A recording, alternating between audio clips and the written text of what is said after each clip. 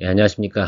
머니케어 뉴스케어맨입니다. 오늘 정리하는 날이죠. 수요일이니까 각종 종목들, 주요 종목들 같은 경우 우리가 이슈 좀 파악해 보고요. 그래서 전반적인 그 관련된 업종들에 대해서 우리가 흐름을 좀 이해하고 넘어가고 또 결과적으로 몇 종목 같은 경우는 적정한 대응책을 또 마련해서 가야 되는 것도 사실이기도 합니다.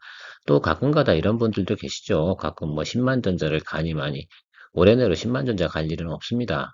근데 그런 걸 갖고 예를 들면 썸네일 달고 이러는 분들 보면 좀 뭐라고 그러는 건지 좀 이해가 좀 안 갑니다. 그렇게 사람들도 골탕 먹이려고 하나요? 삼성전자 같은 경우는 한 번에 10만 원을 갈 확률은 절대 없습니다. 물론 제가 볼 때는 한 3년 내에 저는 20만 원 정도 갈 거라고 충분히 생각을 하고 있지만 그건 그럴 만한 상황들이 주어지고 점차적으로 가야 되는 거죠. 올해 갈까 말까. 뭐 예를 들면 8만 전자 갈까 말까. 그렇게 예를 들면 썸네일에 너무 현혹되지 않았으면 좋겠다라는 생각을 좀 가지고 있고요. 뭐 그렇게 따지면 뭐 누구나 다 그냥 얘기해 봤어라고 하면 그런 건 좀 아닌 것 같고요. 지금 미국의 현황 돌아가는 것도 또 한번 또 확인해 봐야 될 것 같습니다. 부채 한도 협상이라든지 미국에 나오고 있는 CPI 지표라든지 PMI 지수 뭐 이런 것들이 예를 들면 시장을 괴롭히고 있는 것도 사실이기도 합니다. 그런 과정 속에서 우리가 5월 말을 넘어가야 되지 않습니까? 그래서 낮게 살 수 있는 종목들은 어떤 분야인 것이고 또 그렇지 않고 예를 들어서 그런 영향들, 미국의 영향들을 받는 종목들은 어떤 것인가 우리가 좀 파악을 좀 해봐야 될 것 같습니다. 통상적으로는 지금 한국의 문제는 크게 없어요. 미국 자체에 좀 투자하시는 분들이 지금은 훨씬 더 큰 문제일 것이다라고 생각을 하고 있습니다. 미국이 기술적 디폴트에 들어가든 말든 우리나라 종목들 갈 거는 충분히 상승을 할 것이다라는 것은 제가 개인적인 의견으로 드리도록 하겠습니다. 미국하고 가장 연관성이 많은 종목들, 이런 것들은 조금 조정을 많이 받을 수는 있는데 그렇다고 해서 크게 조정받을 것은 분명히 아닐 것 같다라는 의견을 드리도록 하고요. 진행하도록 하겠습니다.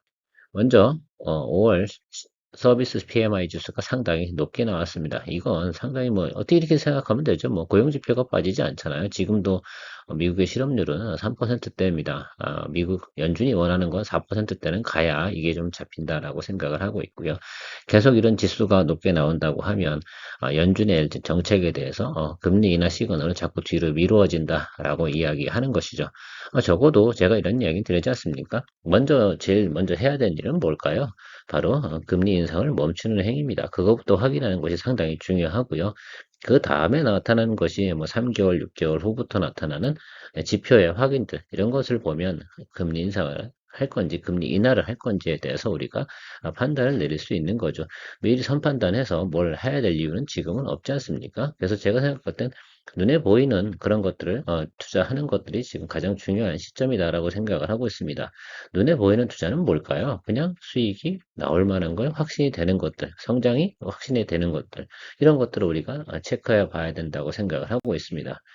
서비스업 지수가 상당히 높게 나왔다는 것 자체가 의미가 있죠. 뭐 시장은 그것 때문에 예를 들면 조정, 안 그래도 미국 부채 한도 협상이 같이 남아 있는데 그 와중에 뭐 이런 뉴스가 나오면 시장 조금 눌림을 줘야 되는 것도 많고요. 그런 빌미로 인해서 시장은 버블을 꺼쳐나가는 그런 뭐 당연한 시장 이슈가 된다고 저는 생각을 합니다. 아주 내추럴하다고 저는 생각을 하지. 야, 저것 때문에 우리가 뭐 주가가 엄청나게 하락할 거야. 뭐 이렇게 고민해야 될 이유는 없다. 심각하게 받아들일 내용은 아니지 않습니까?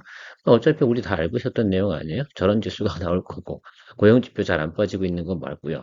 물가지수는 다행히 조금 하락하고 있는 건 맞고, 그런 과정이 좀 진행되고 있는 건데, 사실 제조업 지수는 별로 좋지 않은 거예요. 지금 현재 같은 경우 50 이하로 떨어졌거든요. 50보다 높으면 좋은 거, 50보다 이하로 떨어지면 경기 침체 시그널 이렇게 되거든요. 또 하나는 어제 보면 비자 마스터카드의 주가가 하락을 했죠. 방문객 수가 상당히 떨어졌다고 합니다. 뭐 그런 걸로 봐서는 점차적으로 크게 문제 삼을 만한 요소는 아닌 것 같다라고 생각을 합니다. 민간 기업의 지표를 사용할 생각해 보면 눈에 보이게 나타나지 않겠어요? 특히 예를 들면 카드 회사 같은 경우에 매출 전표가 떨어졌다는 것들은 상당히 시사하는 바가 상당히 크다 생각을 하고 있습니다. 뭐 서비스업에서 실업률 지수가 또 안 떨어지는 이유는 뭐 그거 그렇게 어려운 얘기 아니지 않습니까? 그 일자리 구하는 것 자체도 큰 문제는 아니니까. 그래서 그런 문제에 대해서 제가 생각하는 거는 그냥, 이게 전문직은 아니잖아요. 물론 미국에서는 그것이 수입으로 잡아서 먹고 사는 사람들이 상당히 많긴 하겠지만 이게 아주 예를 들면 하이엔드 쪽 업종은 아니라는 거죠. 그래서 그런 부분들에 대해 내가 너무 신경 쓸 필요는 없고 제조업 지표가 빠진다는 것 자체는 뭐냐면 결국은 소비가 덜 되고 있다는 뜻 아니겠어요. 그러니까 공장 가동률이 어떻습니까? 덜 돌아간다는 뜻 아니겠습니까? 그 점이 상당히 중요한 거죠. 그게 떨어진다는 건 결국은 기업들이 적극적인 예를 들면 생산을 할 수 없는 그런 상황들이 지금 연출되어지고 있으니까 뭐 앞으로 나타나는 요소들은 제가 볼 땐 큰 문제는 아니다라고 생각을 하고 있어요. 뭐 이런 지표가 높게 나와서 사실은 제가 볼 땐 지수가 좀 빠졌다라고 생각하지는 않거든요. 이 이유 중에 하나는 그냥 그런 것 같아요. 때가 돼서 미국 부채한도 협상 때문에 그냥 조정을 받는 빌미가 됐다라고 판단을 내리면 좋을 것 같습니다. 부채한도 협상과 시장 현황 좀 살펴보면 여러 가지 의견이 있습니다. 일단은 단기 국채가 상당히 많이 올라가고 있어. 특히 60일짜리, 2개월짜리, 3개월짜리 뭐 이런 것들은 채권의 수요가 상당히 늘었다고 합니다. 사실은 3개월 내에 채권들이 보дан할 확률은 많지 않잖아요. 근데 이게 금리가 올라갑니다. 그러니까 매수할 만 하잖아요. 충분히. 아주 예를 들면 매력적인 거죠. 단기에 많은 수익을 낼 수 있다는 건 상당히 괜찮지 않습니까? 이 정도면은 3개월 들고 있어가지고 제가 볼 땐 6%면 거의 분기당 한 1.5% 정도 나는 거니까 일반 예를 들면 그 CMA라든지 MLF 이런 거 들고 있는 것보다 훨씬 더 매력적이거든요. 그러니까 돈이 저쪽으로 몰리고 있는 것이다. 그래서 제가 며칠 전에 이런 거잖아요. 부채 한도 협상에 미치는 건 장기 10년물에 영향을 미치는 것들이 아니라 단기물에 대해서 영향을 많이 미칠 거고 채권 시장에 영향을 훨씬 더 많이 미칠 것이다라고 이야기 드린 이유가 바로 그런 것들이죠. 그래서 제가 볼 땐 기술적 디폴트는 한 번 정도 나올 것 같습니다. 기술적 디폴트라는 건 이런 거죠. 협상은 타결이 되지 않았지만 남아있는 자금 여력을 쥐어짜 가지고 미국 정부는 자금을 집행하고 있는 상태. 이걸 기술적 디폴트라고 생각하시면 될 것 같아요. 그러니까 만기일은 지나버린 거죠. 그러나 그래도 뭐 15일 정도 시간이 있는 뭐 이런 내용들이라고 생각하면 되겠죠. 서로 똥줄이 타야지 누구 하나 양보하고 결론 지는 게 협상이다라고 저는 생각을 하고 있어요. 자, 그런 와중 속에서 선물 롱 포지션이 훨씬 더 많다고 합니다. CT 관련해서 이야기를 하는 걸 보면 뉴스가 그렇게 나오고 있어요. 그 이 중에 하나는 그런 거죠. 물론 만기일이 중요한 거예요. 만기일이 이 포지션이 그러니까 5월 말 만기 포지션은 아니라 이거 착각하시면 안 됩니다. 그래서 6월 말에 도래하는 만기 포지션에 대해서는 지금 롱 포지션이 훨씬 더 많다라는 그런 의미를 해석을 해야지 5월 말 기준이면 절대로 그렇게 하진 않겠죠. 또 반대로 보면 그래서 그런 의견도 있는 거죠. 현금을 더 많이 보유해야 된다라는 이야기, 뭐 이런 얘기들을 많이 하고 있습니다. 그런 점들 우리가 착안해서 생각해 봐야 되고요. 파월 의장이 이런 말을 했죠. 그 디폴트가 결과적으로 발생되고 난다면 연준이 해줄 일은 없다. 우린 대안이 없다. 라는 이야기들을 하고 있습니다. 시장을 받쳐줄 만한 예를 들면 요소를 갖다가 연준이 나서서 해야 될 일은 아니잖아요. 연준과 미국 재무부가 하는 일은 독립적인 구간이기 때문에 이걸 가지고 예를 들어서 뭐 대안이 있는지 없는지에 대해서 확인하는 자체도 사실 제스처라고 저는 생각을 하거든요. 야, 연준들 답 없잖아. 그러니까 저 공화당이 답을 내야 되는 거 아니야? 그렇다고 바이든 입장에서는 그렇게 재차 정치적으로 액션을 좀 취했다라고 저는 해석을 하고 있습니다. 그래서 충분히 여러분들이 시장을 바라보는 관점에서 보면 우리가 이것들은 예를 들면 말도 많고 달도 많고 그래서 시장의 예를 들면 상승 요인을 제약하는 요소다라고 생각하면 좋을 것 같습니다. 이미 윗꼬리는 올라갔죠. 배열은 다 설립했어요. S&P 500도 그렇고 나스닥도 그렇고 우상방을 잡아 틀었는데 그 예를 들면 거기서 버블업을 급격하게 올라가지 않는 이유를 만들어낸 것이 그런 거죠. 사실 또 이렇게 생각해보면 그렇지 않습니까? 앞으로 예를 들면 미국이 어떤 시장에 예를 들면 큰 조정을 줄 만한 요소가 있는 거, 그런 팩트들이 뭐가 있을까라는 점을 한번 생각해 보면 이 부채 한도 협상 끝나고 나서 생각을 한번 해보세요. 어떤 악재가 있을까요? 근데 제 말은 이런 거죠. 정책적 부분에서 말입니다. 거버넌스 부분에서 보면 연준이 과도하게 예를 들면 시장을 억누르는 정책을 펼칠까요? 미국 재무부가 난리가 날까요? 뭐가 있겠어요? 예, 뭐 전쟁은 뭐 그냥 그럭저럭 진행이 되고요. 결과적으로는 그렇게 되면 제조업 지표 빠지면 안 됩니다. 서비스업 지표는 빠져도 좋지만 제조업 지표 빠지게 되면 결과적으로는 그것이 경기 침체니까 그건 예상이 되는 부분이고요. 그렇다고 하면 우리가 원하는 시그널도 우리가 3분기, 4분기만 갈수록 그런 시그널이 나온다고 우리가 연상을 해볼 수가 있을 거라 생각을 합니다. 낙관론자가 아니라 우리 생각을 한번 해보세요. 뭐 다른 일들이 뭐 있겠습니까? 디폴트가 길어져 가지고 문제가 되는 일은 있어도 디폴트가 끝나 가지고 그 후로 나타나는 것들은 그런 건 그다음부터는 경제는 그냥 민간에 맡겨져서 돌아가는 대로 나타나는 것이겠죠. 연준이 말하는 대로 조금 뭐 금리 뭐 인하 이런 것들은 뒤로 미룬다 해서 지금보다 더 나빠질 것은 없다. 그러니까 예를 들면 이런 거라고 생각을 합니다. 현재보다 미래가 더 강하게 예를 들면 안 좋아지는 시장 현상이 없다라고 생각을 해보면 별로 긴장할 노릇은 아닌 것이다라고 생각을 하고 판단을 내도록 하겠습니다. 어제 술 한잔 하다가 이런 이야기를 많이 했죠. 물론 이게 뭐 제가 맞는 것은 아니지만 미국이 중국의 반도체를 제재하는 이유는 여러 가지 이유가 있겠지만 결국 뭐 크립토 커런시에 관련된 문제도 같이 공존한다 이렇게 생각을 하고 있습니다. 그런 면에서 보면 미국에서의 예를 들면 크립토 커런시의 생성 속도하고 중국에서의 크립토 커런시 생성 속도가 과연 어느 쪽이 더 파워풀할 것인가? 보유량으로 따지면 당연히 미국이 많죠. 자, 그 부분 떠나서 생각해 보면 나중에 생성 속도, 기축 통화론에 의거해서 생각해 보면 결과적으로 화폐를 찍어내는 것이 크립토커런시를 생성해내는 원리하고 비슷하지 않겠습니까? 그럼 성능 좋은 컴퓨팅 기능을 가지고 있는 그런 곳에서 더 많은 예를 들면 크립토 커런시를 생성할 수 있고 그것을 한번 압도적으로 치고 나가면 절대 따라올 수 없는 그런 구간이죠. 그래서 미국은 아마도 반도체 부분은 절대 양보할 수가 없을 거예요. 미국 애들이 제일 잘하는 게 뭐죠? 돈 장사예요. 걔네들 같은 경우는 등 돌릴 때 인간적인 부분은 존재하지 않죠. 우리가 없어요. 내가 돈을 잃어? 그럼 남이죠. 예. 자, 그런 과정에서 한국 반도체 기업들은 나름 수혜이기도 하고 악재이기도 하죠. 여러 가지 면에서 그런 부분도 우리가 고민해 봐야 되는 것이라 생각을 하고요. 삼성전자가 지금 상태에서 10만 원 간다고요? 올해? 이런 말은 하지 말자. 그런 거에 현혹되는 그런 여러분들은 되지 않았으면 좋겠다라고 생각을 하고요. 지금 파형성으로 하면 딱 3개월 정도는 괜찮게 갈 가능성이 일단 높습니다. 조정을 받을 내용들은 별도의 문제라고 생각을 하면 좋을 것 같고요. 다음부터는 실질적으로 지금 같은 경우는 업황 개선으로 해도 주가가 올라가는 거죠. 제가 무슨 얘기 드렸습니까? 업황 개선에 이주로 해서 주가가 올라가게 되면 실측치가 나왔을 때 예상치에 미달되고 난다고 하면 다시 조정을 받는 것이 정상이라고 이야기 드렸지 않겠습니까? 자, 정상으로 조정받을 때는 어디까지 조정을 받는 게 좋을까요? 예, 적어도 60일 이동평균선과 120일 이동평균선 여기까지는 조정을 받는 것이 극히 정상입니다. 물론 지금 조정을 받는다는 이야기를 드리는 건 아니죠. 제가 볼 땐 지금 당분간은 뭐 20일과 60일 이동평균선을 매수해서 가셔도 좋고요. 실질치가 나오는 것들은 제가 볼 땐 4분기 나오면서부터 3분기 업적이 나오는 그쵸? 그 부분들이 어떻게 나오냐 이런 것들이 상당히 좋겠죠. 업황 턴어라운드에 대한 시그널은 지금 이미 다 나와 있는 것이다 라고 생각을 하면 좋을 것 같고요. 하이닉스 차트를 보면 명확하게도 알 수가 있습니다. 그래서 그런 것들에 대해서 우리가 생각해 보면 여러분들 그렇게 기대하기 뭐 언제 10만 원가요? 이건 그런 거 물어보는 질문 자체가 솔직히 생각을 해요. 그게 말이 되는 질문이라고 생각합니까? 그건 아니지. 자, 그런 게 아니고 가긴 갑니다. 2년 후, 3년 후에. 저는 20만 원까지는 간다고 보거든요. 충분히 갈 수 있습니다. 이유?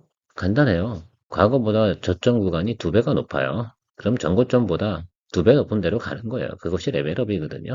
레벨업을 할 만한 예를 들면 지금 하고 있는 예를 들면 삼성전자나 SK 하이닉스가 하고 있는 일들은 2배 레벨업을 할 수 있는 내용들은 됩니다. 시스템 반도체에 대한 수요량이 늘어나는데 그 부분에 대해서는 공장 짓고 있잖아요. 그건 그 다음에 생각해 봐야 될 문제고 지금 당장으로 생각해 보면 2, 3년이잖아요. 그래서 그 부분만 체크해 본다고 하면 충분히 삼성전자 같은 경우는 상승을 하는데 언제 어떻게 매수하냐 이런 것들이죠. 삼성전자 당연히 시장 조정에 영향을 많이 받지 않겠습니까?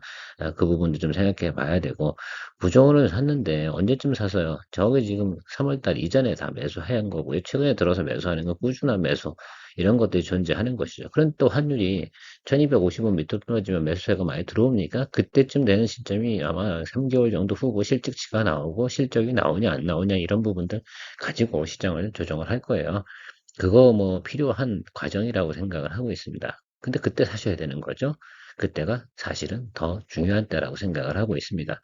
여러 가지 이야기 드렸는데 삼성전자는 분명히 미국의 정책하고도 상당히 연동성이 많고요. GPT의 출현을 대해서 제가 한번 이야기 드렸지 않습니까?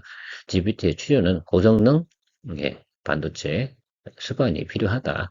뭐, 엔비디아가 만들고 있는 GPU A100이죠. A100, 뭐, H100, 뭐, 이런 것들이 있는데, 거기에 따라붙는 하드웨어들이 받쳐줘야지만 쟤들이 기능 성능을 하죠. 지금 GPU 같은 경우는 그냥 주변 하드웨어 기기들이 못 따라주니까 열이 많이 나잖아요. 에너지 손실이 상당히 많단 말입니다. 그런데 우리 삼성전자나 SK에서 만들고 있는 우리 칩들을 사용을 하게 되면 그 부하량이 크게 떨어지고 효율이 상당히 좋아진다. 그러니까 사용을 하겠죠. 그건 뭐 피할 수 없는 과정, 당연하다라고 생각을 하고 있습니다. 뭐 그래서 삼성전자 그렇게 생각하시면 될 것 같고요. 하나솔루션 많이 궁금하신 것 같아요. 하나만 이야기 드려보도록 하겠습니다. 차트를 펼쳐놨으니까 이야기 드려보면 여기 이 부분인데요. 아마 제 생각에는 5만 원 정도 선에서 나오고 싶어 하시는 분들도 꽤 많을 거라 생각을 합니다. 분명한 건 치고 올라가면 어디까지 올라가는 줄 아십니까?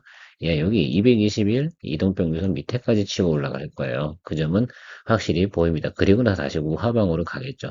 저게 최고점, 아주 낮은 점이라고 하면 지금 52,500원 이 정도 수준에서 다시 한번 커버링을 칠 것 같은데요. 단기적으로 올라갈 것 같지는 않고 지금 보면 이게 20일 입형하고 일본하고 만나는 날이 한 3, 4일 남았죠? 아마 금요일쯤 될 것 같은데요. 그때부터 시그널만, 특히 이제 외부적 시그널, 그러니까 미국 부채 환대 협상이 특별히 문제가 되지 않는다고 하면 사실은 그게 끝나고 나면 그 접점을 지나고 나서겠죠. 전후하는 날이니까 이번 주 금요일 아니면 다음 주 부채 환대 협상 끝나고 나서 그 부분에서부터 상승을 나타낼 가능성이 상당히 높습니다.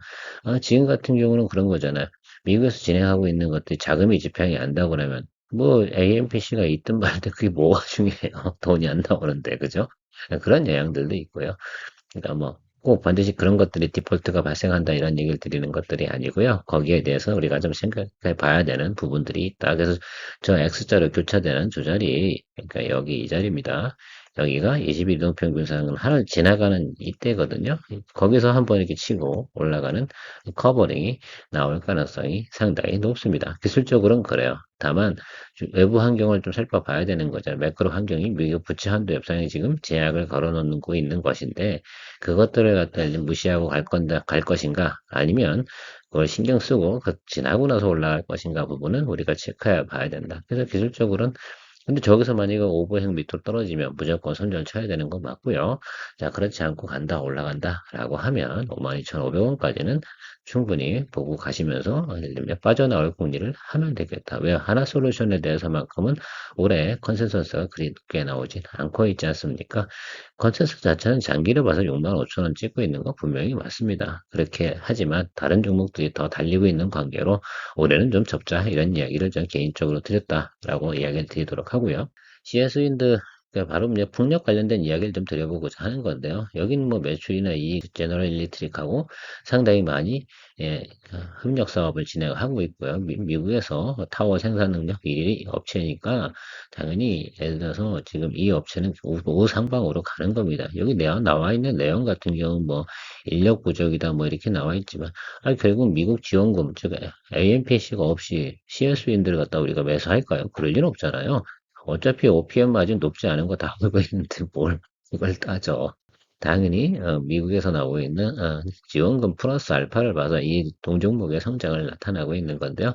SK증권 컨센서스는 9만 원입니다. 그래서 여러분들 보실 때 저도 과거에 늘 이야기 드렸지만 9만 원 이야기 많이 드렸지 않습니까? 근데 제가 생각해 보면 뭐 그 정도 수준에서 여러분들께서 잘 수익성 챙겨 나가시면 될 것 같다라고 생각을 하고 있습니다. 그러니까 전고점 정도는 충분히 찍고 갈 가능성이 높으니까요.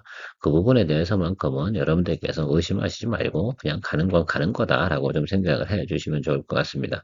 아주 뭐 그냥 정배열 상태를 가지고 있습니다. 하나 우리 체크해 봐야 될 건 이렇게 정배열로 들어선 것들 통상 매수점이 어디라고요? 바로 이런 라인입니다.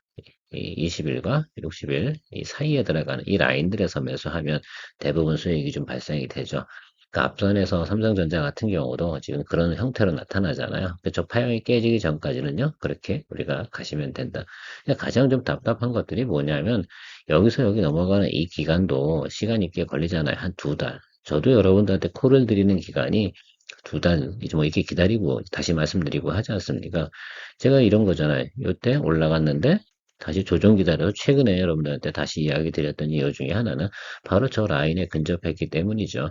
그래서 여러 번 거래하는 방법이 있고 한 번에 무식하게 들고 오래 가는 방법들이 있는데 어느 게 옳은 건지에 대한 스타일에 따라 차이라고 저는 생각을 하지만 여러 번 거래할 수 있는 게 있다 그러면 여러 번 거래하는 게 더 좋겠죠. 그래야 수익이 더 복리로 나타날 테니까요.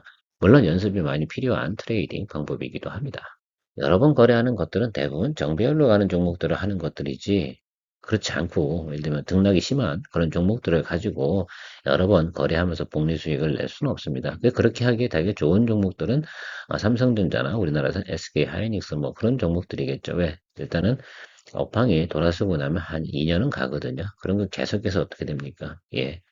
20일, 60일 이동평균선 그 사이에서 계속 들어오게 되면 매수하고 올라가면 뭐 이렇게 쉽게 말하면 수익 실현하고 이런 과정들을 반복하다 보면 삼성전자 갖고도 연에 30% 정도 수익을 낼 수가 있거든요. 네, 그걸 연습을 많이 해야 돼요. 자기가 스스로 믿음이 없다라고 하면 당장 힘든 얘기라고 생각을 하고요. 디네어 이야기 드렸던 거는 리포트가 나와 있습니다. 이 쿼터에도 흑자 기조가 유지가 된다라는 리포트가 나와 있습니다.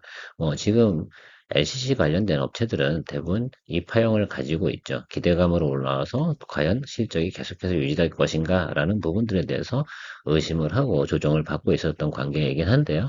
흑자 기조는 유지된다. 적자 나는 게 아니라 계속해서 시장 컨센서스를 초과하는 이익을 내기도 했고 연간 이익 추정도 계속해서 우상향하고 있다. 이 점은 상당히 중요하지 않겠습니까? 여기 진에어에 대한 목표가가 25,000원입니다. 참 아이러니하게도 현재 주가는 15,000원입니다. 여기 눈에 보이지 않는 이 공간을 다 채우고 올라가겠다. 이런 표현들을 하고 있습니다. 도대체 이분은 어떤 분인지 모르겠지만 어쨌든 여러 가지에 대한 부채 문제가 좀 있긴 합니다. 재무제표에. 그래서 저는 우리가 살펴보는 것들 중에 하나가 뭐냐면 바로 왼쪽 업단에 있는 최고점 한 2만 원 정도 이 정도 수준까지가 우리가 생각해 봐야 되는 구간이고 여기가 맥스점이라고 생각을 하고요. 그래서 우리가 생각해 봐야 되는 건 이 구간 사이 이게 뭐 TA 항공도 마찬가지일 거고요. 제가 주로 강조드렸던 이제 제주항공도 마찬가지 이치라고 저는 생각을 하고 있습니다. 그래서 진에어를 갖다 여러분들 이야기 드리려고 한 건 아니고 최근에 나온 리포트가 LCC 관련돼서는 진에어가 최근 거예요. 그리고 왜 최근 걸 살펴보냐 하면 그 흑자 기조가 계속해서 유지된다는 리포트가 나온다는 건 우리가 유추 해석해 볼 수가 있겠죠. 제주나 TA나 마찬가지로 진행이 되겠구나. 진에어만 못한 회사들은 아니니까 말입니다. 진에어는 이런 거죠. 좀 장부가 좋아 보이는 거고 부채가 없어 보이긴 하지만 신종 자본주권을 발행을 했는데 이게 이자가 말입니다. 상당히 셉니다. 이게 8%짜리인데요. 1년마다 갱신하게 되어 있어요. 근데 그 이자가 계속 똑같은 거 연장하면 할수록 이자가 계속 늘어서 제가 알기로는 이자가 20%가 넘어가는 걸로 알고 있는데요. 그래서 다시 갚았다 다시 재발행하고 이런 과정에서 금리를 신종자본증권에 금리를 조금씩 낮춰가는 정책을 펼쳐나가는 것 같긴 한데 여기 뭐 부채가 없는 건 아닙니다. 물론 애널리스트가 그것도 반영해서 작성을 했는지는 제가 잘 모르겠습니다. 확인을 안 해보긴 했지만 그런 것도 내용도 가지고 있다는 점 우리가 좀 착안해 봐야 될 것 같아요. LG노텍은 명확한 실적 호조가 개선이 된다. 뭐 이런 부분이 나타났는데 제가 여기 이야기 드렸잖아요. LG노텍 저기 220일 이동평균선 이 자리 아니겠습니까? 그죠? 이 자리에서 한번 눌리고 다시 들어간다 해서 시나리오 ABC 중에 저는 B를 선택했잖아요. 그거 기억나십니까? 예, 주말에 제 차트 설명을 좀 들으신 분들 같은 경우는 이해가 가실 겁니다. 제가 말한 대로 움직이고 있잖아요. 시나리오 ABC 중에 B의 코스를 선택을 했다라고 그냥 명확하게 벌써 보이네요. 그래서 그거 생각해 보시면 B대로 시나리오를 전개해 나가시면 될 것 같습니다. 그러니까 어떻게 해요? 자, 121 이동평균선 윗단에 들어오면 매수해 주시면 되고요. 거기서 조금 뭐 위아래로 눌릴 수 있겠죠. 자, 그런데 목표가를 얘네들이 대신증권은 38만 원을 제시하고 있는데 바로 이 자리인데요. 뭐가 세게 불렀네요. 이 정도까지 업황이 개선되나? 저는 좀 캐시천 마크는 좀 없지 않아 있습니다. 자, 그런데 우리가 동종목 같은 경우는 언제까지 들고 있는 게 좋다고 얘기 드렸습니까? 예, 추석 때, 추석 지나고 나서 매도하면 된다라고 이야기 드렸지 않습니까? 그래서 추석 때까지 한번 생각해 보시죠. 뭐, 그렇게 해서 여러분들이 거래하시면 좋고, 저는 뭐, 기본적으로 32만 원 말씀드렸고, 자, 뭐, 많이 올라가야 제가 볼 땐 여기 아닐까라고 생각을 하고 있어요. 34? 이 정도 생각하고 있습니다. 차트에 대한 분석은 주말마다 제가 따로 이야기 드릴 거고요. 시나리오에 대한 얘기, 어쨌든 저렇게 움직이고 있는 모습을 우리가 예상할 수가 있겠습니다. 그러니까 LG 롯데 거래하시는 분들은 그런 것들을 시나리오를 잘 만들어서 전략을 설정해 나가야 되는 거다라고 생각하면 좋고요. 또 그런 것도 있어요. 전략대로 했는데 정말로 그렇게 딱 도달해서 수익이 딱 발생되잖아요. 그러면 셀 자기 스스로 되게 멋있어 보이는 경험을 하시게 될 겁니다. 그런 거 여러분들한테 만들어 드리고 싶은 게 제 마음이죠, 사실. 예, 그런 것들을 우리가 좀 즐겨야 된다라고 생각을 하고 있고요. 지금 2차전지 같은 경우는 공급자 우선 지금 시장이라고 저는 생각을 해요. 그래서 뭐 소재라든지 각종 부속 있잖아요. 그러니까 배터리를 생산하기 위해서. 그런데도 성장을 해는 동시에 지금 성장 안 하는 게 없는 거죠. 그래서 셀업체가 계속 수주량이 늘어나기 시작하면서 또 뭐가 부족해요? 공급량이 부족한 거 아니겠어요? 항상 이게 수요와 공급이 이렇게 맞아 떨어져야 되는데 수요보다는 공급 쪽이 훨씬 더 파워풀 하잖아요. 현재 같은 경우. 계속 모질라. 생산량은 계속 늘려야 되고 니들이 계속 들어오게 되는데 이 부분이 계속 모질랍니다. 그래서 성장성은 계속 좋다 이런 표를 이야기 드리고 있는 거죠. 그 중에서 우리 2차전지 대장주인 LG 에너지 솔루션을 보고 우리가 표본을 좀 삼자 이런 이야기를 좀 드리고 있는 것이죠. 그래서 LG 에너지 솔루션이 조정을 또 마치고 또 상방으로 가네요. 괜찮은 방법이긴 합니다. 저 정도 상태면 다시 상방으로 지난번에 올라왔던 만큼은 한 번 더 올라간다라고 생각을 합니다. 예상했던 것보다 빨리 예를 들면 반응이 들어오는 이유 중에 하나는 그만큼 뭐 예를 들면 실적이 훨씬 더 좋은 것인데 지금 제가 생각할 때는 뭐 양극재, 음극재 이 가격들이 어떻게 움직이냐에 따라서 LG 에너지 솔루션에 예를 들면 주가의 상승폭이 많이 변화되지 않을까라고 생각을 하고 있는데요. 최근에 들어서 중국의 양극재, 음극재 기업들의 그 주가도 많이 빠지고 있는 이유 중에 하나는 걔네들 같은 경우는 어때? 우리는 뭐 원재료 조금 괜찮잖아요. 그래서 걔네들이 지금 미국에 수출을 못하는 관계로 한국의 배터리 업체들 같은 경우는 상당히 혜택을 누리는 것이다. 뭐 이런 거라도 혜택을 봐야죠. 반도체 쪽 같은 경우는 중국의 제재 많이 눈치 많이 봐야 되고 여러 가지 상황이 발생이 돼서 지금 재미도 없어 죽겠는데 2차 전지 분야만큼은 그래야 되고요. 자동차 같은 경우도 좀 혜택을 주지. 근데 우리나라는 왜 혜택을 주는 거예요? 우리 테슬라 사면 보조금 주나요? 우리나라도 취소해야 돼, 그거. 뭐 주고 그래요. 우리나라 현대자동차는 주지도 않는데. 물론, 뭐, 자동차 뭐, 그 수입, 뭐, 한미 합약이 있겠죠. 그 부분 때문에 못하는 건 잘 모르겠지만, 특별법 만들어야죠. 똑같이 해야지, 그건. 그건 그래 공평한 게임이 되는 거지. 그거 미국 눈치 보여야 될 이유가 뭐가 있죠? 미국 차는 보조금 주고, 우리나라 차는 미국 가가지고 보조금 못 받고 그러면, 글쎄요. 저는 좀 이해 안 간다고 저는 생각을 하고 있습니다. 그 부분은 좀 화가 나서 얘기 드리는 거예요, 그냥. 몹시 앵그리 하더라고요. 그래서 상식적으로 생각해봐도 그게 제 말이 맞지 않나요? 그러니까 이게 자동차가 더 성장 못 하는 거예요. 자동차 지금 이제 계속 피크 찍으러 가고 있지 않습니까? 이제 수익 실현해야지 뭐 뵐 수 있겠어요? 더 자동차 판매량이라는 게 그러면 뭐 100만 대에서 갑자기 130만 대 이렇게 늘어납니까? 그런 과정은 아니잖아요. 자동차 산업 자체가 성장주의 개념을 아니지 않습니까? 그러니까 좀 다르게 좀 생각해 봐야겠다. 물론 대단한 기업이면 틀림이 없습니다. 자, LG 에너지 솔루션 차트를 좀 살펴보고 해볼게요. 여러분 지금 드디어 220일 이동평균선의 가이드라인이 나타났다는 거 상당히 의미가 있고요. 120일 이평 존재하고요. 60일 이평이 이렇게 이격이 벌어져 있습니다.